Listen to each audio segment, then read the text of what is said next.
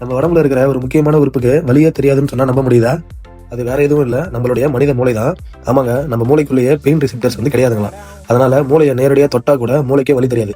அதனாலதான் சில குறிப்பிட்ட பிரெயின் சர்ஜரிஸ் எல்லாம் பேஷண்ட்டை ஃபுல்லா தூங்க வைக்காமலே சர்ஜரி செய்வாங்க. இதுக்கு எவேக் பிரெயின் சர்ஜரி அப்படின்னு சொல்லிட்டு பேருங்க. சர்ஜரி நடக்கும்போதே பேஷண்ட் கிட்ட டாக்டர் கேட்பாங்க, இந்த வார்த்தையை பார்த்து படிங்க, உங்களோட கையை அசைக்க முடியுதா, இந்த போட்டோ என்னன்னு தெரியுதா அப்படின்னு சொல்லிட்டு டாக்டர்ஸ் கொஸ்டின்ஸ் கேட்பாங்க. ஏன் அப்படின்னு தெரியுமா? நம்ம மூளையோட ஒவ்வொரு பகுதியும் ஒவ்வொரு வேலையை செய்யும்.